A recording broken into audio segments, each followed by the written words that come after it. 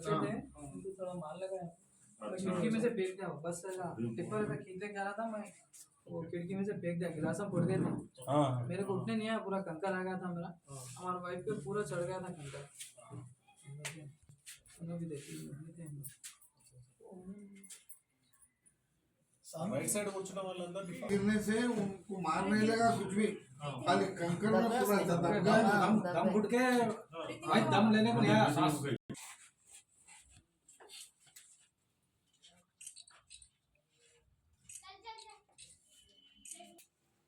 మొన్న చేవెళ్ళ బస్సు ప్రమాదంలో 19 మంది మరణించగా తాండూరుకు సంబంధించి 13 మరణించడం జరిగింది.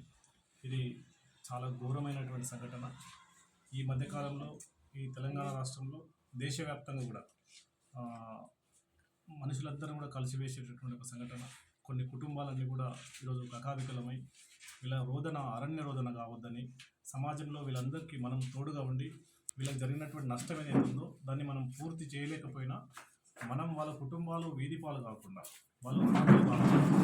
వాళ్ళని కాపాడేటటువంటి బాధ్యత తీసుకోవాలనే ఉద్దేశం చేత ఇవాళ చేవెళ్ళ పార్లమెంట్ సభ్యులు శ్రీ కొండా విశ్వేశ్వరరెడ్డి గారు తాండూరు నియోజకవర్గంలోని మృతుల కుటుంబాలన్నీ కూడా సందర్శించి వారికి కొంత మానవధైర్యాన్ని కల్పించాలని చెప్పేసి వారికి తోచిన కొంత ఆర్థిక సహాయాన్ని అందించడం జరిగింది. అదేవిధంగా ఇక్కడ అబ్దుల్ మజీద్ గారి యొక్క భార్య కూడా, తను కూడా బస్సులో ప్రమాదం జరిగిన సంఘటనలో తను ఉన్నారు. తన ప్రాణాలతో బయటపడ్డాడు ఆయన కొడుకు. కానీ వాళ్ళ భార్య దురదృష్టవశాత్తు చనిపోవడం జరిగింది.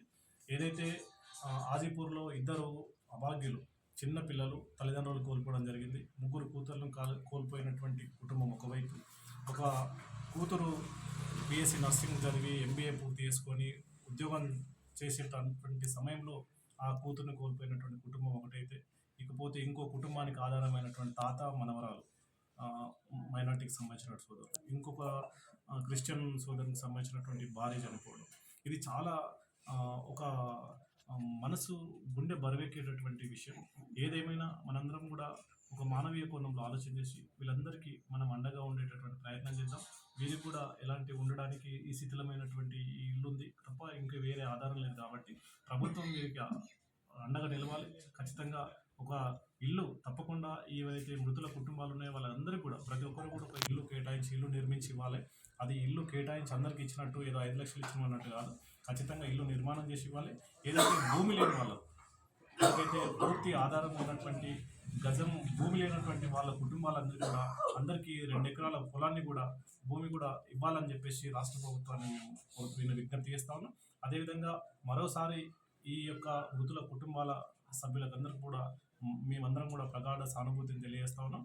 మరోసారి కేంద్ర ప్రభుత్వం నుంచి వచ్చినటువంటి నరేంద్ర మోడీ గారు కూడా తక్షణమే వీళ్ళకి ఎక్స్గ్రేషియా 2 లక్షల రూపాయలు ప్రకటించడం జరిగింది.